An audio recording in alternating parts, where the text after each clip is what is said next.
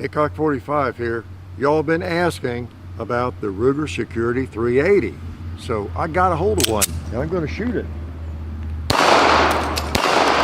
Yeah, that's what you really wanted to know, whether it was good enough for smoking pot and 2 liters or for bowling. Looks like it works for all that. Let's see if it works on banging the gong.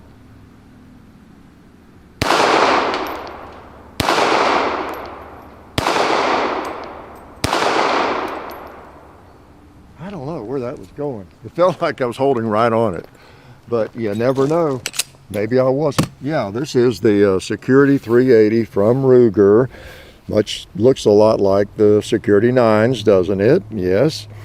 Slide is lightened up a little bit, some porting and some lightning cuts to make the slide lighter. Why does the slide, or why can the slide be lighter? That's your quiz question for today. They also make purse holsters and things like that, so check out Alabama Holster. How about you, cowboy? You need a 380?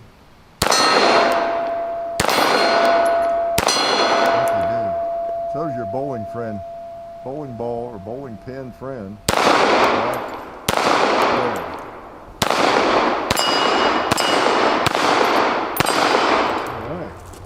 That magazine holds 15.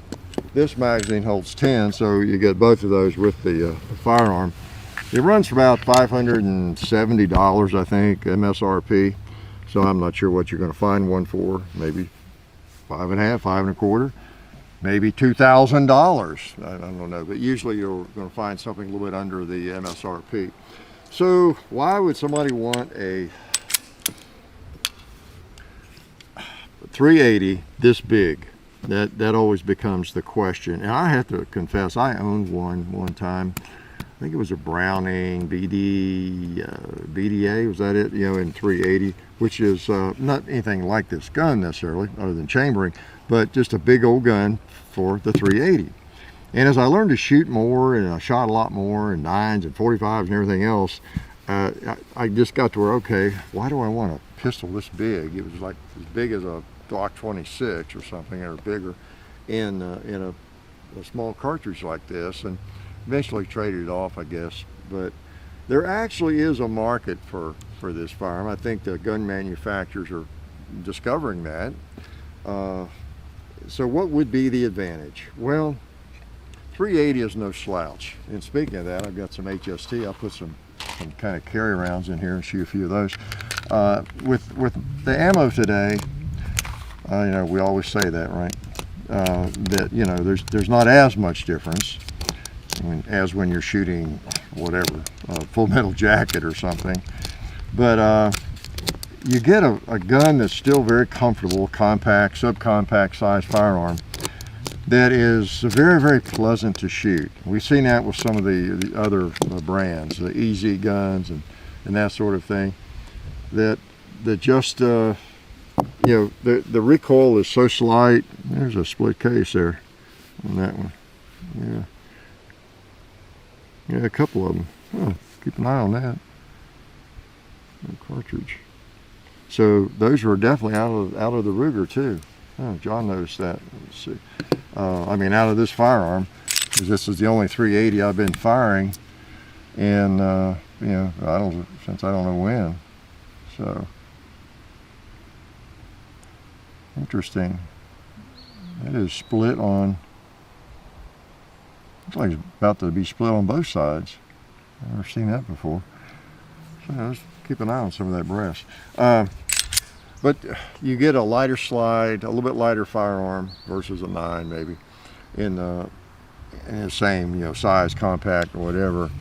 And you get a lighter spring, okay, because it doesn't need as much spring power, you know, for the lighter cartridge.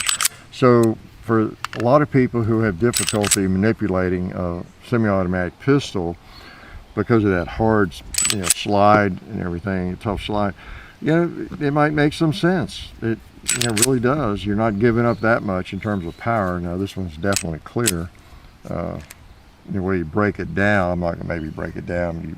It's just typical Ruger. You know, you got the pin, you push it out, you pull it out, and then you You can break it down. It's not captured like most firearms are, but it's not too big a deal. So that would be one reason. And then this one too, it's got these features like the little ears on the back of the slide, so it makes it even easier to get that slide back. So you got light tension on the spring. You got those ears to grab, really good serration. So, you know, whereas it may not affect you at all, or me, of course, be no advantage for us perhaps, but for that person that struggles for whatever reason, you know, arthritis or strength, whatever, of pulling a slide back, and they go to revolvers because they can't pull slides back. Nothing wrong with revolvers, but this might solve a lot of those problems, you know. So this is a class of firearms we're seeing, aren't we now? In 380, a moderately sized firearm, just easier to manipulate. Okay, and you're giving up the 9mm round, or bigger, of course, but it's a trade-off. So it's something to think about. Something to think about. Don't think too much about it, though. Okay, let's take a couple of shots at this. See if we can catch a piece of brass or two here. Make sure it'll feed a hollow point.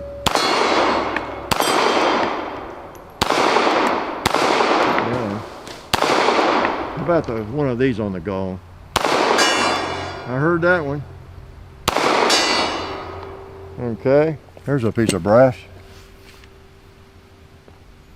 Yeah, that one didn't split, looks like.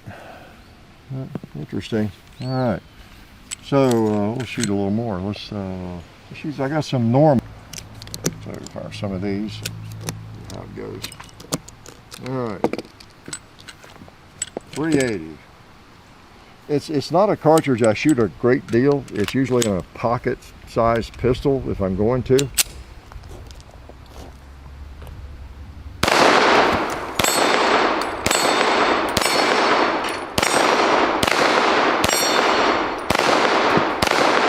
you go. And of course you can see the way it hits those arms. It is a 380, because even a 9mm usually will knock those arms around.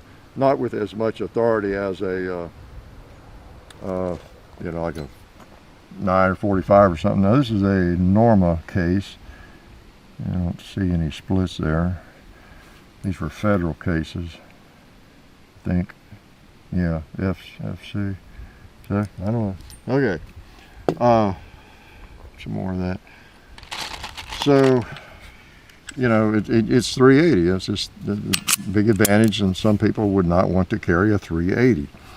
But it beats a sharp stick, as they say, right? And it's typically in a smaller firearm, but not in this case. So, you know, I've got actual Security 9. I never shoot the thing. I don't know. I don't hate them, but they're not the best feeling pistol to me. You know, I'm sorry, a little bit of a snob.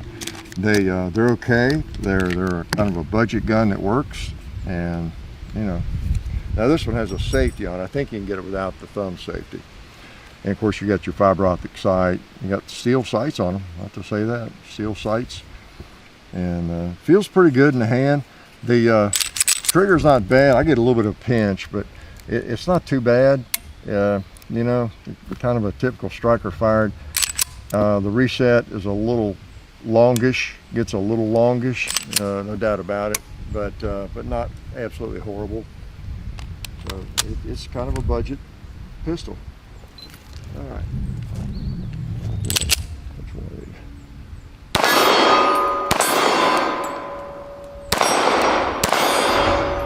Go back over there on, how about that red plate on the left?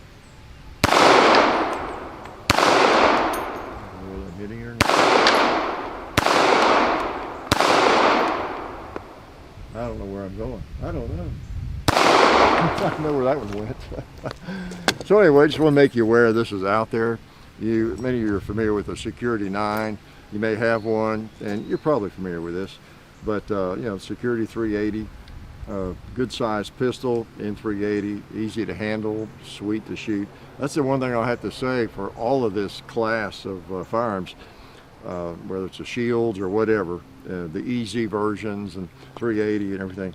they're surprisingly pleasant. They really are. You know, if you're like me, you know, you pick it, okay, I don't need a 380 and a big old gun like this.